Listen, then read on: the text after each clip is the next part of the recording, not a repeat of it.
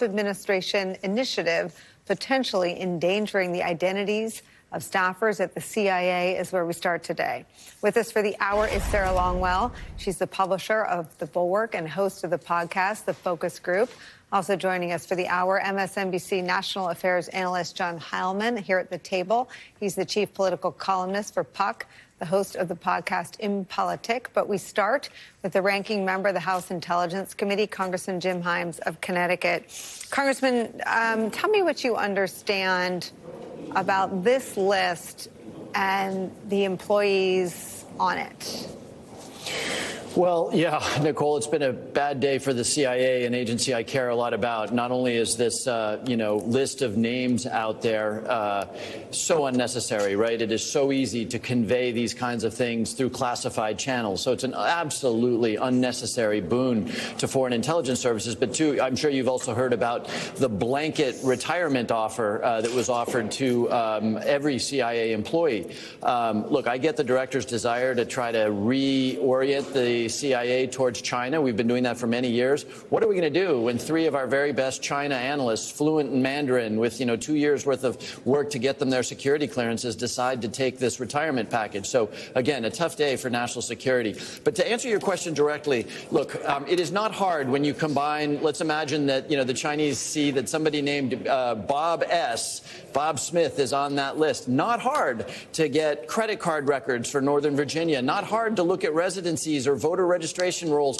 or Facebook pages that indicate where you live to figure out who somebody is, even if their name is slightly masked. So, yeah, this is, as your person put it, that anybody worth their salt could pretty easily get to actual names. And these are people who, in many instances, will have spent, years in training and arguably years in getting security clearances. So just an absolute unnecessary counterintelligence risk was assumed today.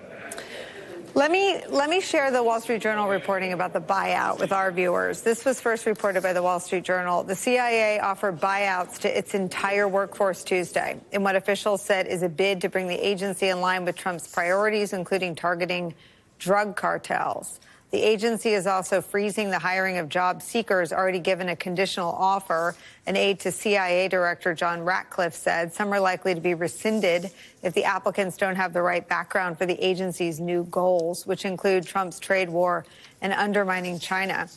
It feels like the undermining of China is inconsistent with the list that was created of new analysts focused on China. Have you been given any explanation for why the names on the list were put on the list other than they were hired in the last 2 years? No, not at all. Again, the committee has not yet received any information on this, but you can bet we'll be requesting information. The example I just used, as long as we're talking about the Chinese, who's worth their weight in gold? The young person who is fluent in Mandarin and Cantonese, who was born in this country but who is culturally familiar with China. That person is somebody we are going to invest an immense amount of money in. We are going to hire into the CIA, and they are going to be single-handedly critical to our national security. And it is now possible, in my previous example, I used Bob S. I'm guessing that there's a reasonable probability that somebody who grew up in a culturally Chinese family may not have such a common first name. It is now very possible that the Chinese know who that individual might be. Do we know how many people were covert individuals? And I guess I ask that because a list with names, sometimes CIA employees try to blend in with an embassy workforce, and sometimes they're posted all over the world.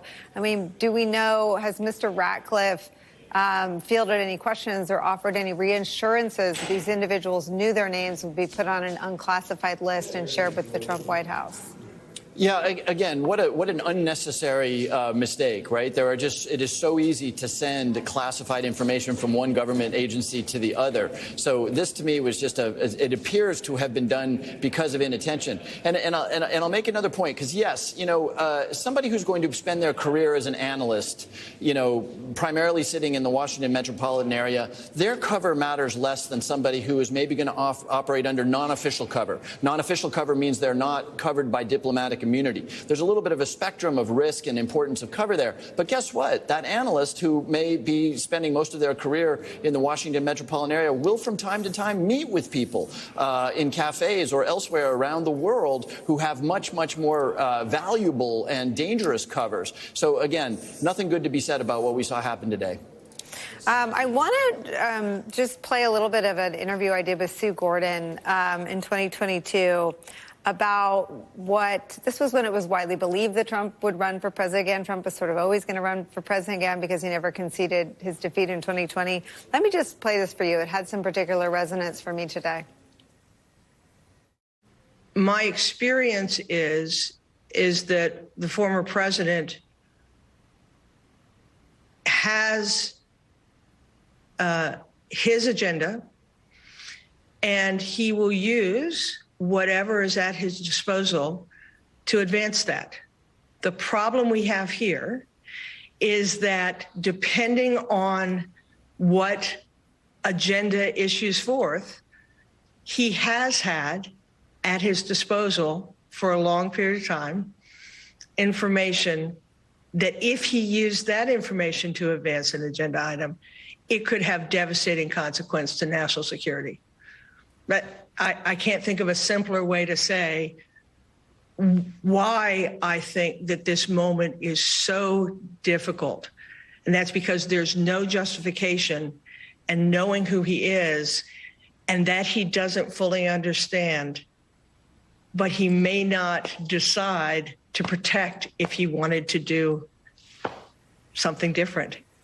So that's the former director of national intelligence, Sue Gordon, and the "it" is the intelligence product. But listening to her say in 2022, after Trump was indicted for mishandling national defense information, the Mar-a-Lago documents case, saying knowing who he is and that he doesn't fully understand, he may not decide to protect it if he wanted to do something different. I guess I wanted to share that with you as someone who has taken an oath but is in the minority as a member of the Democratic Party. What is owed to these individuals whose first initial their last names is now circulating in an unclassified list in Washington? Well, Nicole, they take some of the same risks that our men and women in uniform take. And often with less protection, right? Because they are, by definition, certainly the ones that are operational, the case officers who are operating in very, very dangerous places around the world. They are living undercover. If they are discovered, and especially those that don't have diplomatic immunity, I mentioned them earlier, it can be curtains for them. And that's why we go to such lengths. Especially in this world of digital dust, meaning wherever you move with a cell phone, wherever you swipe a credit card, wherever you use a debit card, there is a record that in theory somebody can get. That's why we go to such great lengths to make sure that, our trainees are not buying gas, at the gas station next to headquarters in Langley, Virginia. We really go to great lengths. And what's so painful about this episode is, again, it's just not that hard to convey classified information from one government department to the other. So we've put a lot of people needlessly at risk here. And young people at the start of their careers. These are people who, if they do well, are going to spend decades keeping the American people safe. And now, over the course of that many decade career, they'll wonder, has my cover been compromised?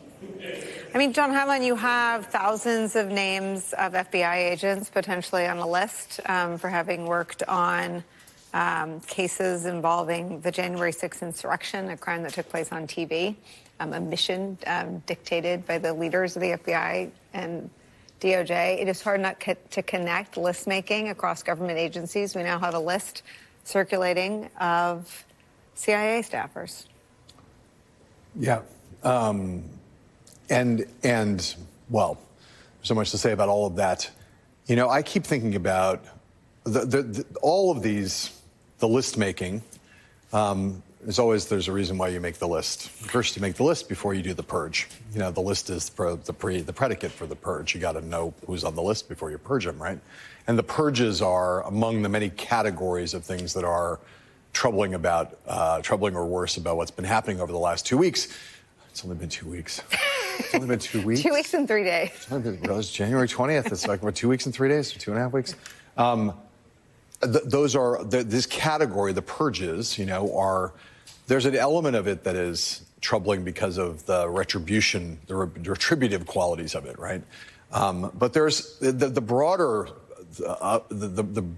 more deep, profoundly troubling elements of it are about this thing that is the through line in every one of these stories, all of them. I could draw it all the way to Gaza, if you want, which is the extension of the unitary executive beyond unitary to the omnipotent executive, to the unchallengeable executive, to the imperial executive. It is I am in charge. What I say goes. No one dare challenge me. And I'm going to test the bounds. A whole government that we built in a constitution that was meant to be tripartite, balance of powers, checks and balances, to which the president is basically saying on a micro level and a macro level and a meta level, not anymore.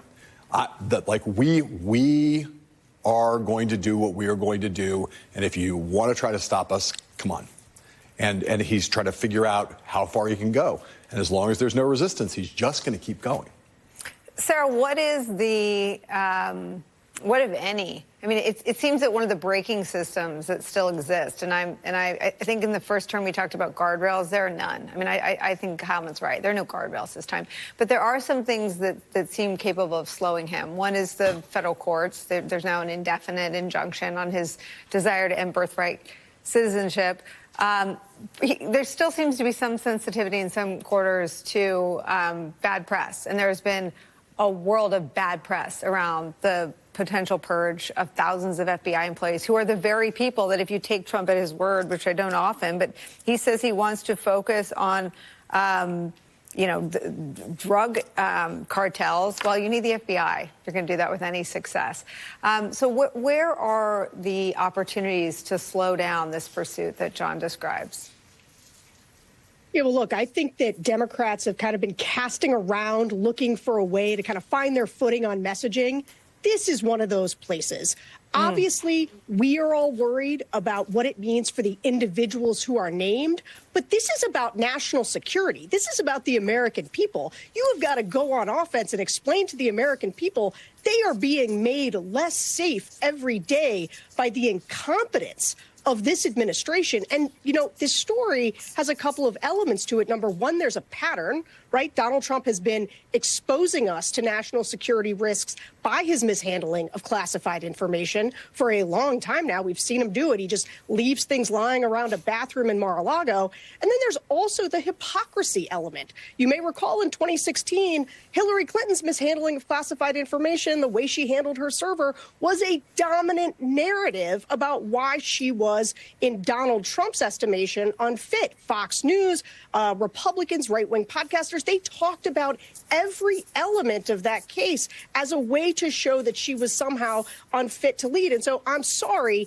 but what is good for the goose here is good for the gander. And I think that Democrats should figure out how to say, hey, I'm sorry, I thought national security mattered, but you guys are so incompetent. You're putting our CIA analysts at risk, and you're making us vulnerable to China, and you are putting American safety at risk. The American people don't love the government. I think there's a reason Donald Trump is being successful right now in trying to dismantle certain elements of the government. But there are places where the American public is like, yeah, the government should probably do that. I can't do that for myself. And one of them is to protect Americans from external threats. And so, that is a vital function of the government. And to say or to demonstrate right now that the Trump administration and these unelected MAGA billionaires like Elon Musk are making us vulnerable, that's a message, and they should grab it and they should go on offense with it. Congressman Jim Himes, I feel like if you had a thought bubble above your head, it would say, I'm trying. But you do have some folks breaking through. Stephen A. Smith over on Hannity's show, of all places, saying Hegseth is the real DEI hire. You have an FBI agent making a 4-minute video saying, you want to get the bad guys? Here's our top 10 list, and here's who we get, real bad guys. And you have, folks like yourself out there today on the CIA story. Who stitches them all together and makes this argument to the American people? Well, we do, Nicole, and Sarah's absolutely right. I mean, we do need to be careful. We, the opposition, the Democrats, need to be careful because every day has a dozen things that we could chase, right? And that's very deliberate, right? In other words, if you're chasing everything, you're chasing nothing. But national security, absolutely. People feel that in their bones. And, of course, the economics. Here we are 2 weeks in, and lo and behold, eggs and chicken and energy are all more expensive than they were before. But it is a challenge. Yeah. Look, the American people put the Democrats in the minority in the Senate and in the House of Representatives. And the sycophancy in this building right now, you can barely walk. It is so thick. The majority has decided that whatever Donald Trump wants, he gets. So today, I mean, there are otherwise responsible people wandering around saying Gaza is lovely in the springtime because the president came up with a madcap idea of having the United States take control and ownership of Gaza. So right now, and this will change because eventually the mistakes will get made, but right now there is no Congress of the United States. Just true or false? No Republican said that what he said yesterday was batshit crazy? Oh, you had the usual, like, oh, I didn't actually see the comments. I haven't read the full statement. Oh, no, I haven't heard about that. And again, most of them are like, well, I'm sure the president's a real estate developer. He must know what he's talking about. No. I mean, look at what's happening over the Senate with the confirmations, right? I mean, really, doctors are going to vote to confirm Bobby Kennedy, ex-Democrat, pro-choice, vaxxer denier. I mean, as I said before, today there is no Congress of the United States, and that's a big challenge, considering that our whole reason for being is to be a check and a balance on the power of the president. Right, like not by choice, but by function, by structure. Congressman, we appreciate you being here.